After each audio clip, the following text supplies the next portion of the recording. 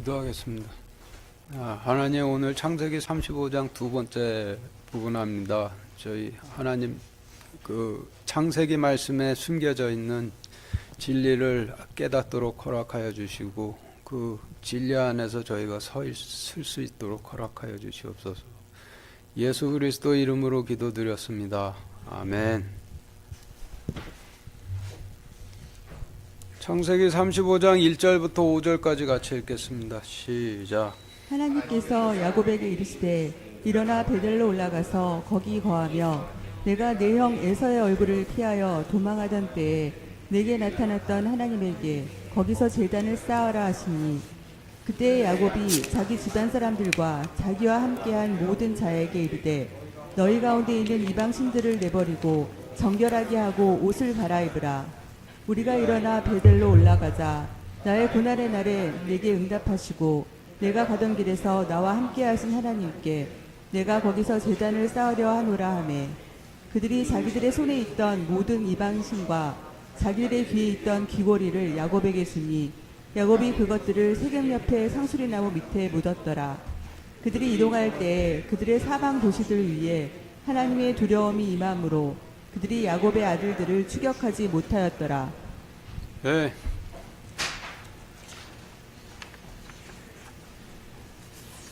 지금 읽으신 말씀은 야곱의 아들들이 사돈 맺자는 세겜 사람들에게 할례 받으라 속여 그들이 할례의 고통 중에 있을 때 그들의 도시로 들어가 전부 학살하고 노력한 야곱이 도저히 감당 못할 참극이 벌어지고 난 후 회개하고 하나님께 도움을 구하고자 하니 하나님께서 원수 갚으려는 세겜 사람들의 사방 도시들 위에 두려움을 보내셔 야곱 집안 사람들이 원수 갚고자 하는 세겜 사람들로부터 안전하게 빠져나올 수 있도록 하셨다라는 말씀인데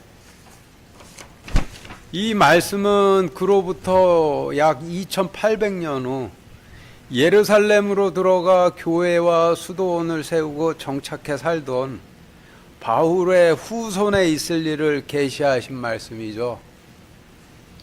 바울의 후손들이 성지 순례 다니는 기독교인들을 고귀하고 아름답게 여겨 그들을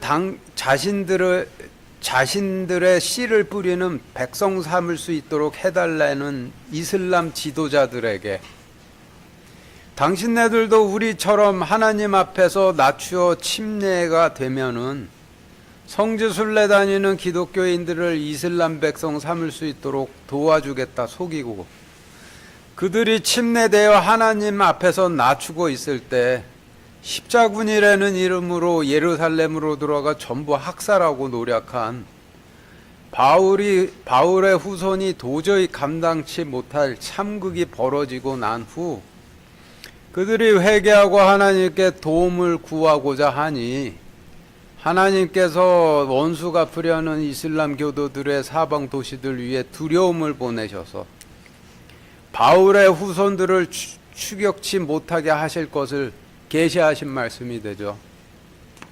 1절부터 5절까지의 어휘를 정리를 해보면은 여러분들 가지고 계신 교재표 1과 같은데 표 1 보시죠.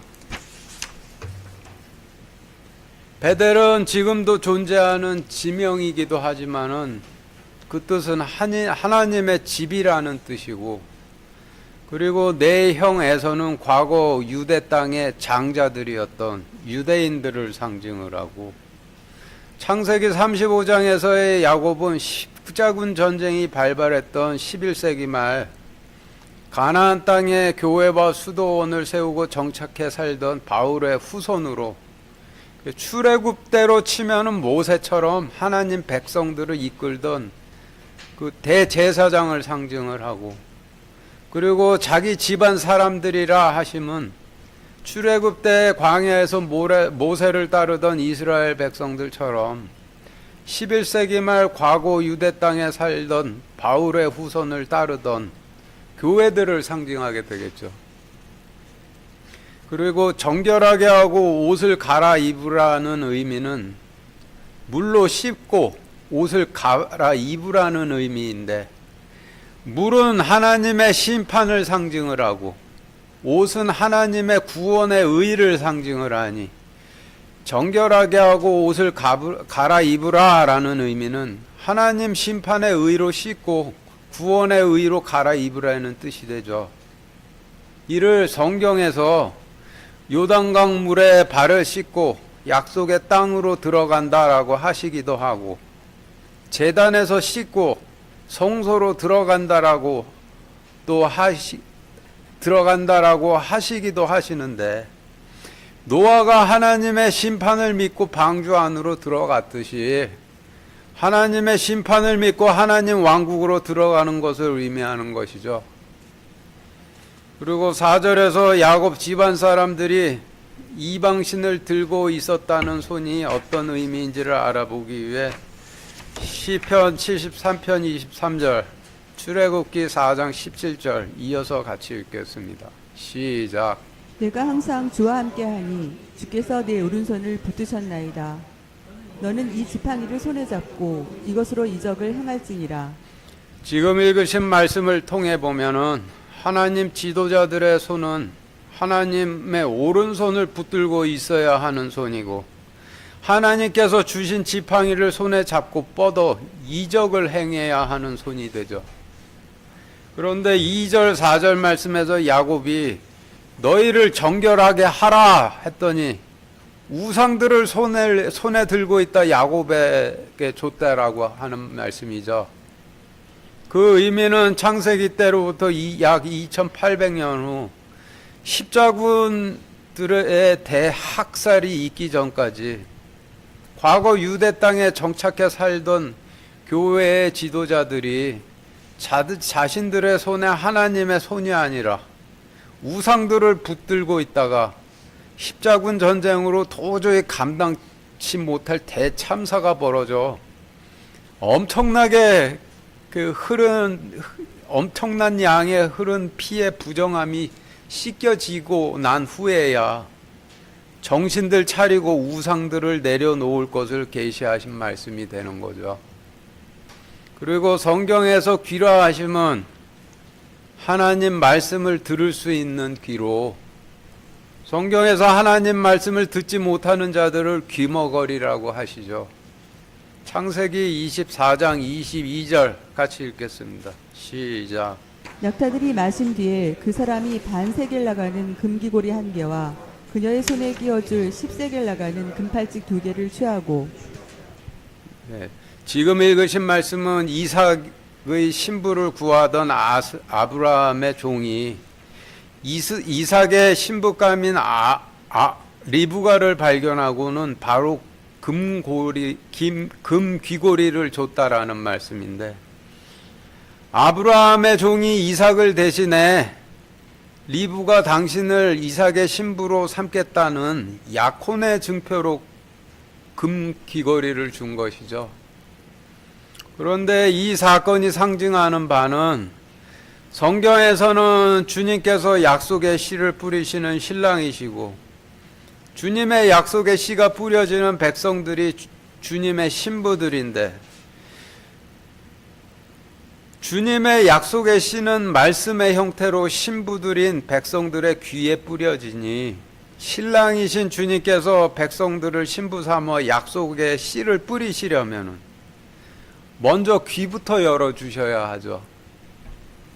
그래서 지금 읽으신 말씀에서 이삭이 자신의 종을 보내 신부 삼을 자를 찾도록 하여 그에 합당한 자인 리브가를 찾아 금 귀고리를 줬다라는 말씀은 주님께서도 자신의 종을 보내 신부 삼을 자를 찾도록 하시는데, 합당한 자를 찾으면은 약속의 씨는 말씀을 들을 수 있도록 귀를 먼저 열어주신다라는 진리를 설명하고 계신 말씀이 되죠.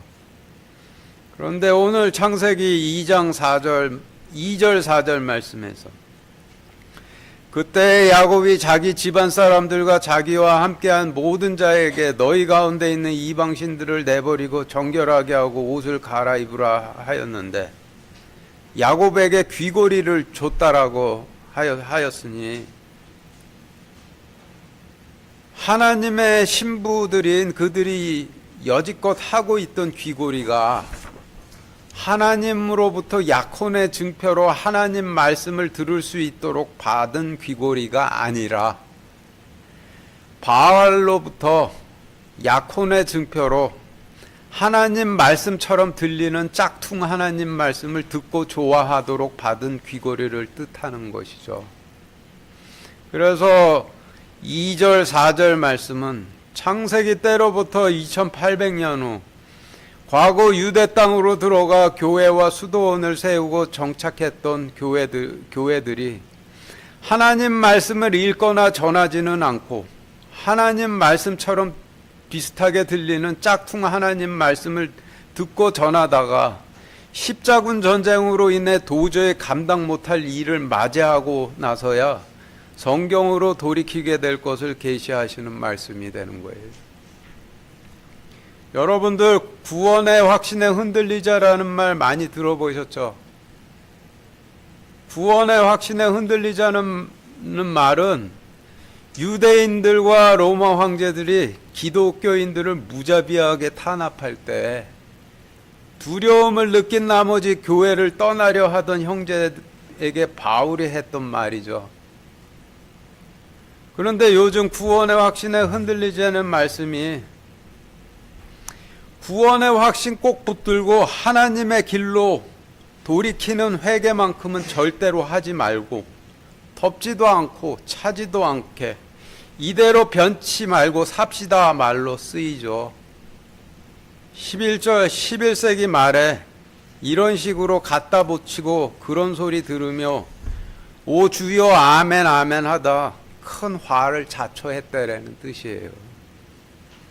언론의 자유가 보장되는 나라에서는 자기가 전하고 싶은 대로 전하고 믿고 싶은 대로 믿는 것이 법적으로 아무런 하자가 없는데, 그렇지만 하나님의 통치를 받는 하나님 왕국의 법으로는 전하고 싶은 대로 전하다가 어린 소자 한 명이 믿고 싶은 대로 믿도록 실족하게 하면은 연자맷돌을 목에 걸고 바다에 빠지는 것이 낫다라고 하시죠. 그게 하나님 나라의 법이에요.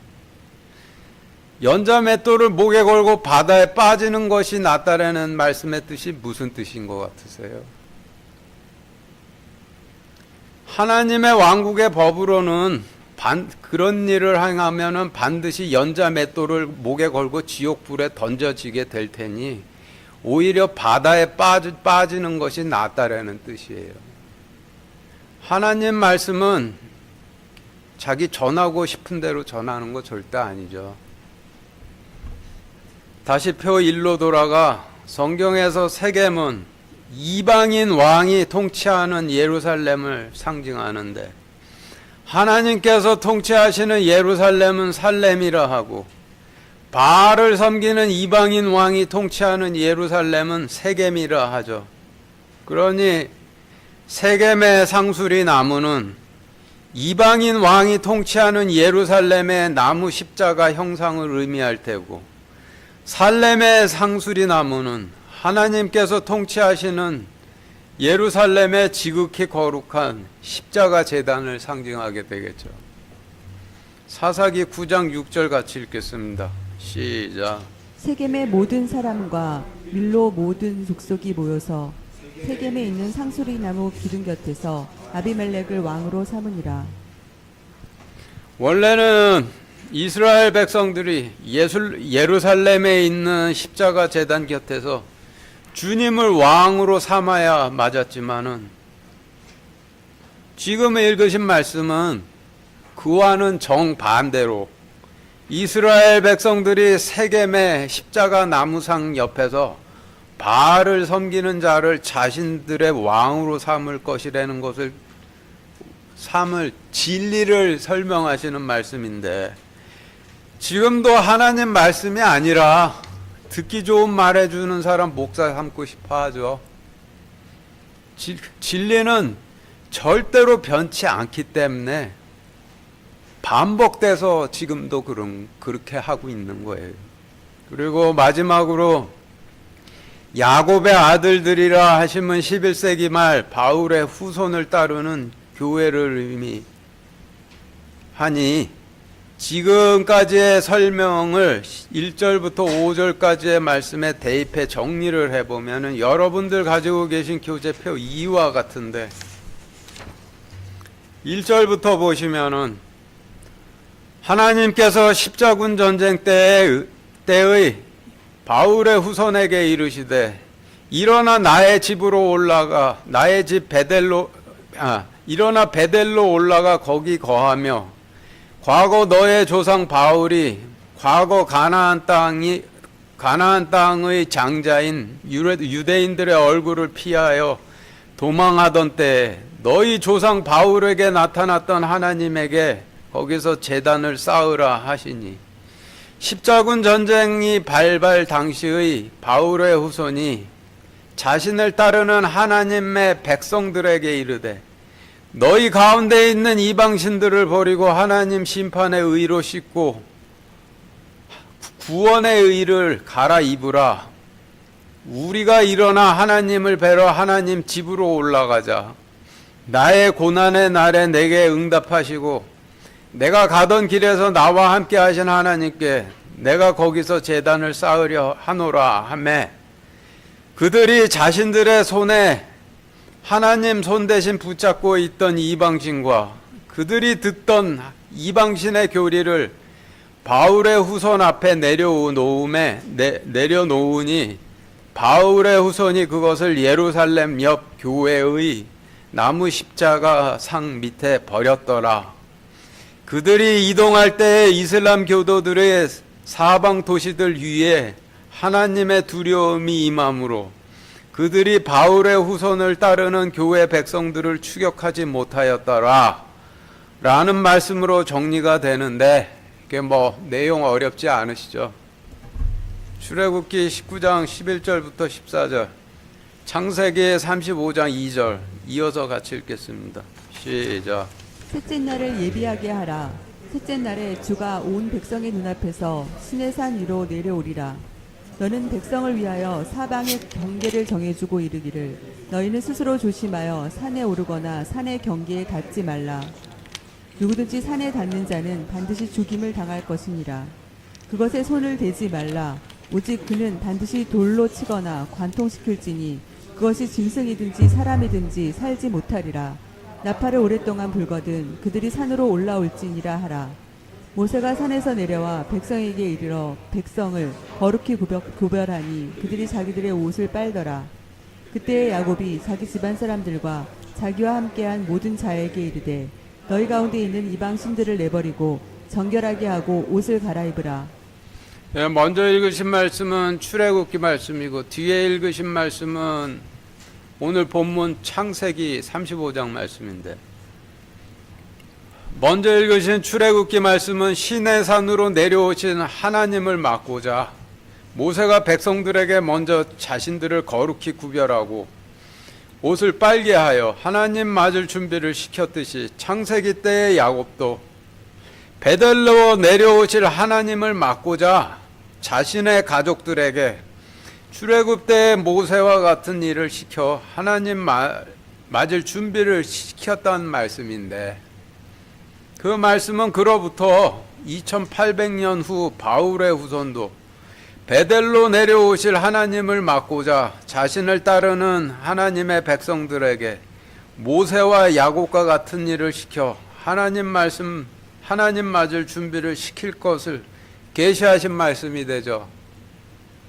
이를 간단하게 정리를 하면은 전하고 싶은 대로 전하게 하는 우상 버리고 듣고 싶은 대로 듣도록 하는 귀걸이 빼도록 해.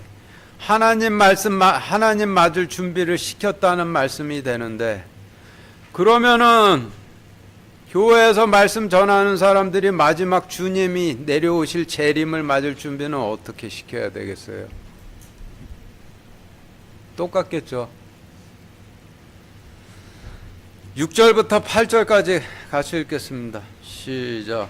이와 같이 야곱과 또 그와 함께한 모든 사람이 죄송합니다. 6절부터 15절까지 같이 읽겠습니다. 시작. 이와 같이 야곱과 또 그와 함께한 모든 사람이 가나안 땅에 있는 루스 곧 베델에 이르렀으며 그가 거기서 제단을 세우고 그곳을 엘베델이라 불렀으니 이는 그가 자기 형의 얼굴을 피하여 도망할 때 하나님께서 거기서 그에게 나타나셨기 때문이더라. 그러나 리브가의 유모 드보라가 죽음에 베델 아래에 있는 상수리 나무 밑에 묻고 그것의 이름을 알론바굿이라 하였더라. 야곱이 바단 아람에서 올 때 하나님께서 다시 그에게 나타나사 그에게 복을 주시고 하나님께서 그에게 이르시되 내 이름이 야곱이지만 다시는 내 이름을 야곱이라 하지 아니할 것이요 이스라엘이 내 이름이 되리라 하시고 그분께서 그의 이름을 이스라엘이라 하시며 하나님께서 그에게 이르시되 나는 전능자 하나님이니라. 다산하고 번성하라. 민족과 민족들의 무리가 내게서 나고 왕들이 내 허리에서 나오리라. 내가 아브라함과 이삭에게 준 땅을 내게 주고 내 뒤를 이을 내 씨에게도 그 땅을 주리라 하시고 하나님께서 그와 말씀하시던 곳에서 그를 떠나 올라가시니라. 야곱이 그분께서 자기와 말씀하시던 곳에 기둥 곧 돌기둥을 세우고 그 위에 음료 헌물을 부으며 또 그 위에 기름을 붓고 하나님께서 자기와 말씀하시던 곳의 이름을 베델이라 하였더라. 네, 지금 읽으신 말씀을 요약해 보면 하나님을 뵐 거라 기대하고 과거에 하나님을 배웠던 베델로가 그곳에 제단을 세우고 엘베델이라 불렀는데, 그런데 그곳에선 하나님을 뵙지도 못하고 오히려 리브가의 유모 드보라만 잃고 통곡을 하다가 그곳으로부터 이동하여 바다람에서 완전히 빠져나왔을 때 하나님께서 내려오셔서 약속을 받고 하나님 뵌 그곳을 다시 베델이라 불렀다라는 말씀인데, 과거의 베델은 베델이 아니고 지금의 베델이 진짜 베델이란 좀 아리송한 내용이죠. 6절부터 8절까지 다시 같이 읽겠습니다. 시작.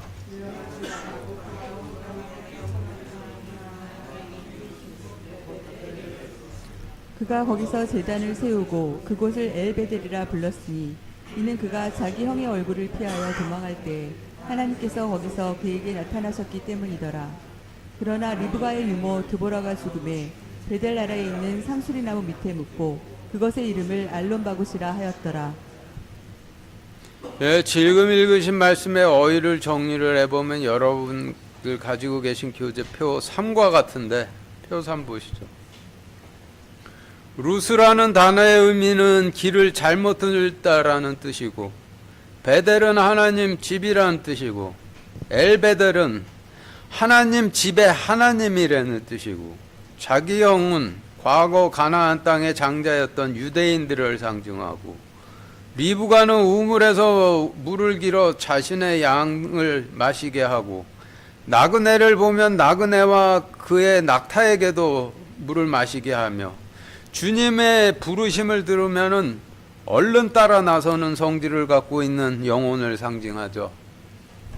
그리고 유모는 젖을 먹이는 사람을 의미하는데, 성경에서 젖이 어떤 의미를 갖는지 알아보기 위해서 베드로전서 2장 2절 같이 읽겠습니다. 시작. 새로 태어난 아기들로서 말씀의 순수한 젖을 사모하라. 이것은 너희가 그 젖으로 말미암아 성장하게 하려 함이라. 지금 읽으신 말씀을 통해 보면은 성경에서 젖이라 하심은 하나님 왕국의 백성으로 갓 태어난 어린 영혼들이 먹어야 하는, 거짓이 들어가지 않은 성경에 기록된 그대로의 말씀을 의미하죠. 그러면 유머는 어떤 의미인지 짐작을 하실 수가 있겠죠. 데살로니가 전서 2장 6절 7절 같이 읽겠습니다. 시작. 우리가 그리스도의 사도로서 부담을 줄 수 있었으나 너희에게서든지 다른 사람에게서든지 우리가 사람들에게서는 영광을 구하지 아니하고 유모가 자기 아이들을 돌보듯 너희 가운데서 부드러운 자가 되었으니. 지금 읽으신 말씀을 통해 보면 유모는 하나님 왕국의 백성으로 갓 태어난 어린 영혼들을 자기 자식 돌보듯 말씀으로 소중히 섬기는 자들을 의미를 하죠. 그리고 드보라는 이름의 뜻을 찾아보니 꿀벌이라 하는데, 유모는 젖을 공급하는 자이고 드보라는 꿀벌이라는 뜻을 가진 꿀을 공급하는 자를 의미하니, 유모 드보라는 전혀 예상치도 못하게 젖과 꿀을 공급하는 자라는 의미가 되어버리죠. 그래서 8절에서 그러나 리브가의 유모 드보라가 죽음에 라고 하신 말씀의 의미는 물을 길어 자신의 양들을 마시게 하며, 지나가는 나그네와 나그네 낙타에게도 물을 마시게 하며, 주님께서 부르실 때 바로 따라 나서는 성질을 갖고 있는 영혼들이 하나님 왕국의 백성으로 갓 태어났을 때 젖과 꿀 같은 말씀으로 섬기던 자들이 그 성질을 전부 잃어 불순종하는 유대인 같은 딴 사람들이 되매라고 해석할 수가 있죠. 하나님께서 가나안 땅을 젖과 꿀이 흐르는 땅이라고 하셨는데, 젖과 꿀이 흐르는 땅이라는 의미가 하나님 왕국의 백성으로 갓 태어난 어린 영혼들이 먹고 자라는 젖과 같은 말씀과 꿀과 같은 말씀이 흐르는 땅이라는 의미가 되죠. 그리고 죽음의 아닙니다. 그리고 다시 표 3으로 돌아가 성경에서 상수리 나무는 우상처럼 세워놓은 나무 십자가 형상을 의미하고, 알론 바굿이라는 단어는 그 뜻을 찾아보니 통곡의 상수리 나무라는 뜻이래요. 그래서 지금까지의 설명을 6절부터 8절까지 말씀에 대입해 정리를 해보면은 여러분들 가지고 계신 교재표 4와 같이 정리가 되는데, 6절부터 보시면은 이와 같이 십자군 전쟁 발바로 바울의 후손과 그를 따르는 모든 백성들이 가나안 땅에 있는 길을 잘못 들은 베델에 이르렀으며, 바울의 후손이 거기서 계명을 세우고 그곳을 하나님의 집의 하나님이라 불렀으니, 이는 자신의 조상 바울이 과거 가나안 땅의 장자 유대인들의 얼굴을 피하여 도망할 때에 하나님께서 거기서 그에게 나타나셨기 때문이더라. 그러나 물을 길어 자신의 양들을 마시게 하며, 지나가는 나그네와 나그네의 낙타에게도 물을 마시게 하며, 주님께서 부르실 때 바로 따라 나서는 성질을 가진 영혼들이 하나님 왕국의 백성으로 갓 태어났을 때 젖과 꿀과 같은 말씀으로 섬기던 자들이 황폐한 과거 유대 땅에서 오랜 정착 생활을 거치며 자신들의 성질을 전부 잃어버리고 불순종하는 유대인 같은 자들로 변질돼 더 이상 바울의 후손을 따르지 않게 되매 베델 아래에 있는 나무 십자가 형상 밑에 남겨두고 그것의 이름을 통곡의 상수리 나무라 하였더라 라고 정리가 되는데, 뭔가 의미가 매끄럽지가 못하죠. 뭔가 의미가 매끄럽지 못한 이유는 뭔가를 빠뜨려서인데, 무엇을 빠뜨렸는가 찾아보면은 6절에서 가나안 땅의 루스 곧 베델에 이르렀으며 라고 하신 말씀의 의미는 11세기 말 원수 갚으려는 이슬람 교도들을 피해 도망하는 신세가 된 바울의 후손이 하나님을 뵙고 구원해 주십사 구하러 베델로 찾아가긴 찾아갔는데 길을 잘못 들어 가나안 땅에 있는 지도상의 베델을 찾아갔다라는 의미가 되죠. 1절에서 하나님께서 바울의 후손에게 가라 하신 베델은 지도상에 있는 베델 땅으로 가라 하심이 아니라 하나님의 집이신 성령님으로 가라 하신 뜻인데, 11세기 말 바울의 후손은 하나님께서 가라 하신 베델을 창세기 때 야곱이 자기 형 에서에게 쫓길 때 하나님을 배웠던 지도상의 베델로 착각을 해. 베델로 가라 하셔서 진짜 지도상의 베델 땅으로 갔다라는 뜻이 되죠. 그러면은 7절의 의미가 완전히 달라지는데 7절 말씀 다시 같이 읽겠습니다. 시작.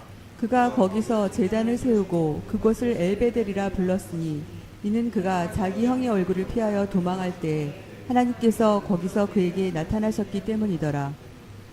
예, 지금 읽으신 말씀은 11세기 말 바울의 후손이 하나님께서 베델로 가라 하신 명령을 성령님 안으로 가라 하신 명령이 아니라 지도상의 베델 땅으로 가라 하신 명령으로 착각을 해. 지도상에 있는 베델 땅으로 갔다라는 말씀이니 지금 읽으신 말씀에서 볼드체로 밑줄 쳐진 거기서 그곳을 그가 자기 형 그에게의 의미는 여러분들이 가지고 계신 가지고 계신 교재표 5와 같이 전부 달라지죠. 하나님께서 베델로 가라 하신 명령을 바울의 후손이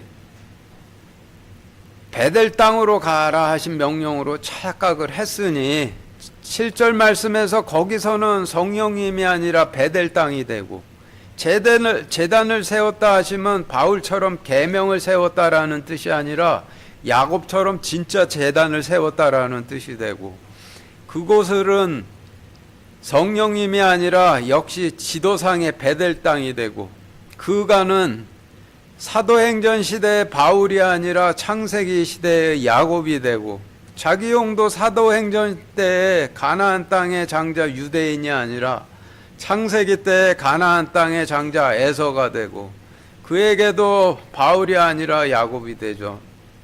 그래서 지금까지의 설명을 7절 말씀에 다시 대입해서 정리를 해보면 여러분들 가지고 계신 교재표 6에 우측과 같이 정정이 되는데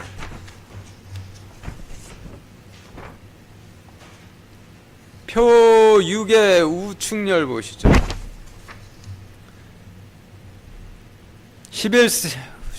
우측열 보시면은 11세기 말에 바울의 후손이 베델 땅에서 야곱처럼 제단을 세우고 그곳을 하나님의 집에 하나님이라 불렀으니 이는 창세기 때의 야곱이 자기 형 에서의 얼굴을 피하여 도망하던 창세기 28장 때에 하나님께서 거기서 야곱에게 나타나셨기 때문이더라 라고 이렇게 정정이 되죠. 그래서 6절부터 8절까지의 말씀을 다시 정리해 보면 여러분들 가지고 계신 교재표 7과 같이 정리가 되는데 6절부터 보시면은 이와 같이 십자군 전쟁 발바로 바울의 후손과 그를 따르는 모든 백성들이 길을 잘못 들어 성령님이 아닌 가나안 땅에 있는 베델 땅에 이르렀으며 11세기 말 바울의 후손이 베델 땅에서 야곱처럼 제단을 세우고 그곳을 하나님 집에 하나님이라 불렀으니 이는 야곱이 자기 형 에서의 얼굴을 피하여 도망하던 창세기 28장 때에 하나님께서 베델 땅에서 야곱에게 나타나셨기 때문이라 라고 착각을 하였기 때문이더라. 그러나 물을 길어 자신의 양들을 마시게 하고 나그네와 나그네의 낙타에게도 물을 마시게 하며 주님께서 부르시면 바로 따라 나서는 성질을 가진 영혼들이 하나님 왕국의 백성으로 갓 태어났을 때 젖과 꿀과 같은 말씀으로 섬기던 자들이 황폐한 과거 유대 땅에서 오랜 정착 생활을 거치며 자신들의 아름다운 성질들을 전부 잃어버려 불순종하는 유대인 같은 자들로 변질돼 베델 땅에서 더 이상 바울의 후손을 따르기를 거부하며 베델 땅 아래 있는 교회 나무 십자가 형상 밑에 그들을 남겨두고 그것의 이름을 통곡의 상수리 나무 교회라 하였더라 라는 의미로 정리가 되는데, 문맥적으로나 현실적 상황을 고려해 봤을 때나 맞죠? 구절 같이 읽겠습니다. 시작. 야곱이 바단 아람에서 올 때 하나님께서 다시 그에게 나타나사 그에게 복을 주시고. 지금 읽으신 말씀의 단어를 좀 정리를 해보면은 여러분들 가지고 계신 교재 표 8과 같은데, 야곱은 원수 갚으려는 이슬람 교도들을 피해 과거 유다 땅으로부터 도망하는 11세기 말에 바울의 후손을 의미하고, 바다라람은 아라비아 광야라는 뜻의 단어인데, 하나님께서 젖도 없고 꿀도 없고 물도 없는 황폐해진 과거의 가나안 땅을 아라비아 광야라 하시는 것이죠. 그래서 지금 읽으신 말씀은 바울이 가이사랴 항에서 배를 타고 유대 땅을 완전히 떠나 약속의 땅인 이방 땅으로 향하며 율법을 백에 삼아 묵상하고 있을 때 하나님께서 내려오셨듯이, 그로부터 약 1000년 후 11세기 말 바울의 후손도 베델로 가라 하신 명령을 착각해 지도상의 베델 땅으로 갔다가 하나님은 뵙지도 못하고 적과 꿀과 같은 말씀으로 백성들을 섬기던 자들만 잃었지만, 과거 자신의 조상 바울처럼 가이사랴 항에서 배를 타고 황폐한 과거의 유대 땅을 완전히 떠나 교회 시대의 약속의 땅인 이방인들의 땅으로 향했을 때 비로소 하나님께서 임하시게 될 것이라는 것을 계시하신 말씀이 되는 거예요. 출애굽 때에 이스라엘 백성들이 황폐해진 애굽 땅에서 완전히 나와 약속의 땅으로 향했을 때 하나님께서 이스라엘 백성들에게 내려오셨듯이, 사도행전 때 바울이 황폐해진 유대 땅에서 완전히 나와 교회 시대의 약속의 땅으로 향했을 때 하나님께서 바울에게 내려오셨듯이, 그로부터 1000년 후 바울의 후손도 황폐해진 과거 유대 땅에서 완전히 나와 교회 시대의 약속의 땅으로 향했을 때 하나님께서 내려오실 것을 계시하신 말씀인데, 내려오시는 이유는 한결같이 약속의 땅으로 가 뿌려 열매 맺을 약속의 씨를 주시기 위해 내려오시는 것이죠. 교회 시대의 약속의 땅인 이방인들의 땅을 버리고 황폐해진 과거 유대 땅으로 들어갔다가 700년 만에 엄청난 피를 흘린 후 비로소 빠져나온 것인데, 하나님께서 출애굽 때 이스라엘 백성들이 애굽으로 돌아갈 희망을 완전히 버리도록, 두 번 다시 애굽으로 돌아가게 됐다라는 생각을 못하게 만드시기 위해서 애굽을 완전히 황폐케 만들으셨듯이, 11세기 말에 가나안 땅에 정착했던 백성들에게도 두 번 다시 과거 유대 땅으로 돌아가겠다는 생각을 끊어버리시기 위해서 과거의 유대 땅을 완전하게 그 이슬람 교도의 피가 넘쳐 흐르도록 만드셔서 700년 만에 완전히 데리고 나오신 것인데, 그런데 지금도 성지순례들을 다니죠. 10절부터 13절까지 같이 읽겠습니다. 시작. 하나님께서 그에게 이르시되 내 이름이 야곱이지만 다시는 내 이름을 야곱이라 하지 아니할 것이요 이스라엘이 내 이름이 되리라 하시고, 그분께서 그의 이름을 이스라엘이라 하시며, 하나님께서 그에게 이르시되 나는 전능자 하나님이니라. 다산하고 번성하라. 민족과 민족들의 무리가 내게서 나고 왕들이 내 허리에서 나오리라. 내가 아브라함과 이삭에게 준 땅을 내게 주고 내 뒤를 이을 내 씨에게도 그 땅을 주리라 하시고, 하나님께서 그와 말씀하시던 곳에서 그를 떠나 올라가시니라. 지금 읽으신 말씀의 어휘를 정리를 해보면 여러분들 가지고 계신 교재 표 9와 같은데, 표 9 보시죠. 야곱은 11세기 말 황폐한 과거 유대 땅에서 7세기 만에 약속의 땅으로 돌이킨 바울의 후손을 상징하고, 이스라엘은 구약시대의 약속의 땅으로 향했던 모세와 같은 대제사장들의 후손을 상징하고, 내 허리는 하나님의 약속의 씨를 간직한 곳을 의미하고, 아브라함은 모세, 여호수아, 기드온, 사무엘 같은 구약시대의 대제사장들을 상징하고, 이삭은 초림하셨던 주님을 상징하고, 아브라함과 이삭에게 준 땅이라 하심은 젖과 꿀이 흐르는 하나님의 왕국을 상징하고, 내 뒤를 이을 내 씨는 11세기 말 7세기 만에 황폐한 과거 유대 땅으로부터 탈출한 바울의 후손의 후손들을 뜻하죠.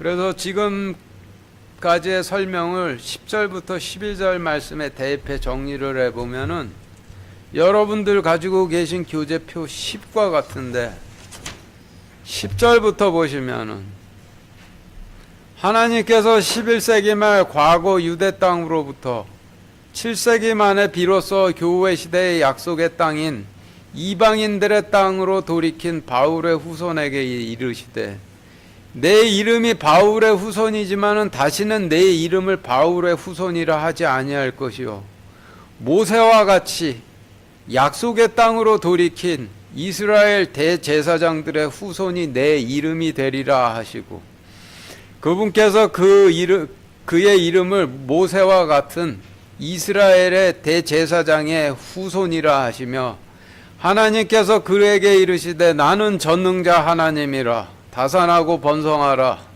민족과 민족들의 무리가 내게서 나오고 왕들이 나의 약속의 씨가 있는 곳에서 나오리라. 내가 구약시대의 대제사장들과 주님에게 준 젖과 꿀이 흐르는 하나님의 왕국을 너에게 주고 너의 뒤를 이을 너의 후손들에게도 그 땅을 주리라 하시고, 하나님께서 그와 말씀하시던 곳에서 그를 떠나 올라가시니라 라고 정리가 되는데, 창세기 때로부터 약 2800년 후 하나님께서 약 700년 만에 약속의 땅인 이방인들의 땅으로 돌이킨 바울의 후손에게 성령님 가운데 내려오셔서 그의 조상 바울에게 그러하셨듯이 그를 교회 시대의 대제사장으로 삼으시고, 교회 시대의 약속의 땅인 이방인들의 땅에 뿌릴 약속의 씨를 주신 후 다시 올라가실 것을 계시하신 말씀이 되는 것이죠. 창세기 32장 28절 29절, 창세기 35장 10절 이어서 같이 읽겠습니다. 시작. 그가 야곱에게 이르되 내 이름이 무엇이냐 하거늘 그가 이르되 야곱이니이다 하매, 그가 이르되 내 이름을 다시는 야곱이라 부르지 아니하고 이스라엘이라 부르리니 이는 내가 통치자로서 하나님과 견주며 사람들과 견줄 능력이 있어 이겼기 때문이니라 하니라. 하나님께서 그에게 이르시되 내 이름이 야곱이지만 다시는 내 이름을 야곱이라 하지 아니할 것이요 이스라엘이 내 이름이 되리라 하시고, 그분께서 그의 이름을 이스라엘이라 하시며. 먼저 읽으신 말씀은 창세기 32장 말씀이고, 뒤에 읽으신 말씀은 창세기 35장 말씀인데, 먼저 읽으신 창세기 32장 말씀은 성지순례에 바람이 불던 4세기 말 하나님께서 가지 말라 하심에도 불구하고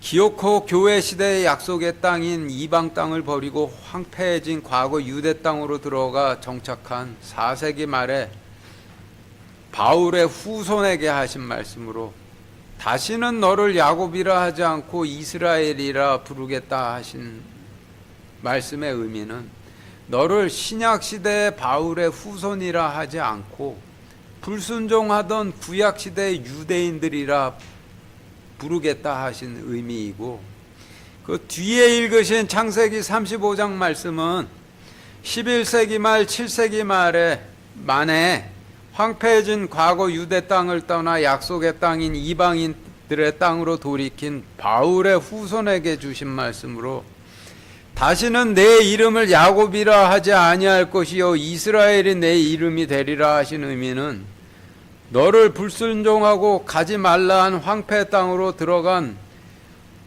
바울의 후손이라 하지 않고 약속의 땅으로 돌이켰던 모세와 같은 구약시대의 대제사장의 후손이라 부르시겠다라는 뜻이죠.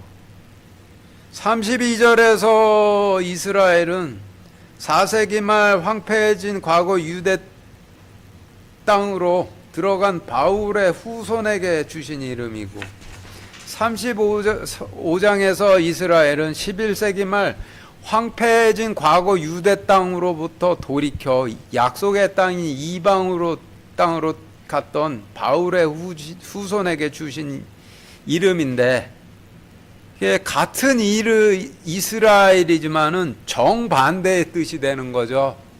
그 기준은 약속의 땅으로 돌이켰느냐 안 돌이켰느냐, 그 차이가 되는 것이죠.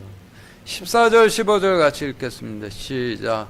야곱이 그분께서 자기와 말씀하시던 곳에 기둥 곧 돌기둥을 세우고 그 위에 음료 헌물을 부으며 또 그 위에 기름을 붓고 하나님께서 자기와 말씀하시던 곳의 이름을 베델이라 하였더라.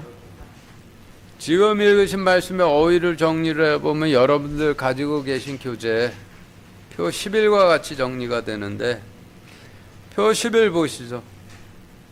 야곱은 11세기 말 과거 유대 땅에서 7세기 만에 약속의 땅으로 돌이킨 바울의 후손을 상징하고, 자기와 말씀하시던 곳은 하나님의 집이신 성령님을 상징하고, 돌기둥은 계명을 상징하고, 음료 헌물은 포도즙으로, 성경에서 포도즙은 하나님의 심판을 경외함을 상징하고, 그리고 기름은 충성심을 상징하고, 베델은 하나님이신 성령님이신 하나님의 집을 상징을 하죠.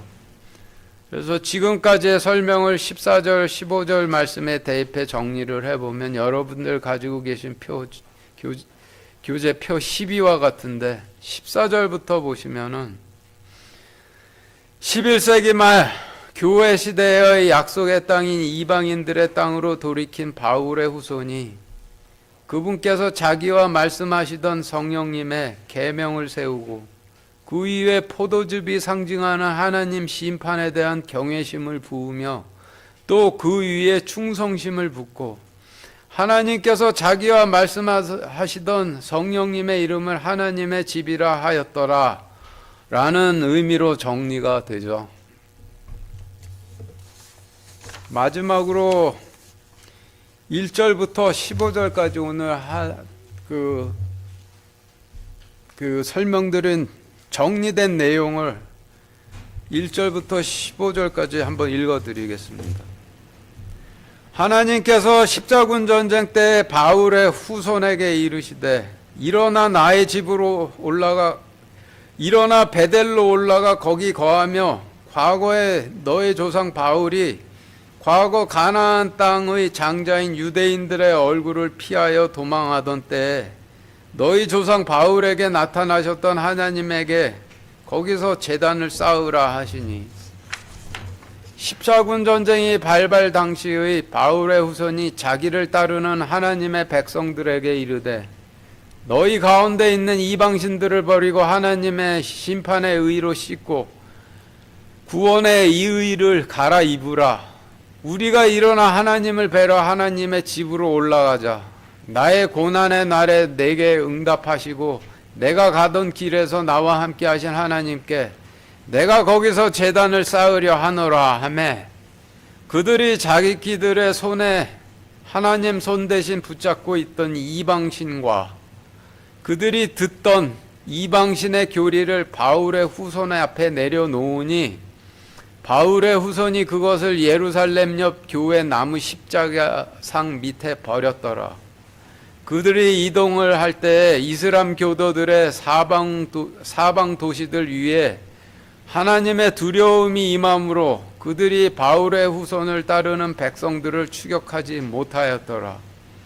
이와 같이 십자군 전쟁 발발 후 바울의 후손과 그를 따르는 모든 백성들이 길을 잘못 들어 성령님이 아닌 가나안 땅에 있는 베델 땅에 이르렀으며, 11세기 말 바울의 후손이 베델 땅에서 야곱처럼 제단을 세우고 그곳을 하나님의 집의 하나님이라 불렀으니 이는 야곱이 자기 형 에서의 얼굴을 피하여 도망하던 창세기 28장 때에 하나님께서 베델 땅에서 야곱에게 나타나셨기 때문이라고 착각하였기 때문이었더라. 그러나 물을 길어 자신의 양을 마시게 하고 나그네와 나그네의 낙타에게도 물을 마시게 하며 주님께서 부르시면 바로 따라 나서는 성질을 갖고 있던 영혼들이 하나님 왕국에서 갓 태어났을 때 적과 꿀 같은 말씀으로 섬기던 자들이 황폐한 과거 유대 땅에서 오랜 정착 생활을 거치며 자신들의 성질들을 전부 잃어버려 불순종하는 유대인 같은 자들로 변질돼 베델 땅에서 더 이상은 따르기를 거부하며 베델 땅 아래에 있는 교회의 나무 십자가 형상 밑에 남겨두고 그것의 이름을 통곡의 상수리 나무 교회라 하였더라. 그러나 11세기 말 바울의 후손이 과거 유대 땅에서 나올 때 하나님께서 다시 그에게 나타나사 그에게 복을 주시고 하나님께서 11세기 말 과거 유대 땅으로부터 7세기 말에 비로소 이방인들의 땅으로 돌이킨 바울의 후손에게 이르시되 내 이름이 바울의 후손이지만은 다시는 내 이름을 바울의 후손이라 하지 아니할 것이요 모세와 같이 약속의 땅으로 돌이킨 이스라엘 대제사장들의 후손이 내 이름이 되리라 하시고 그분께서 그분의 이름을 모세와 같은 이스라엘의 대제사장의 후손이라 하시며 하나님께서 그에게 이르시되 나는 전능자 하나님이라 다산하고 번성하라 민족과 민족들의 무리가 내게서 나고 왕들이 내게 준 약속의 씨가 있는 곳에서 나오리라. 내가 구약시대의 대제사장들과 주님에게 준 젖과 꿀이 흐르는 하나님의 왕국을 내게 주고 내 뒤를 이을 내 후손들에게도 그 땅을 주리라 하시고 하나님께서 그와 말씀하시던 곳에서 그를 떠나 올라가시니라. 11세기 말 교회 시대의 약속의 땅인 이방인들의 땅으로 돌이킨 바울의 후손이 그분께서 자기와 말씀하시던 성령님의 계명을 세우고 그 위에 포도즙이 상징하는 하나님 심판에 대한 경외심을 부으며 그 위에 충성심을 붓고 하나님께서 자기와 말씀하시던 성령님의 이름을 하나님의 집이라 하였더라. 이상입니다.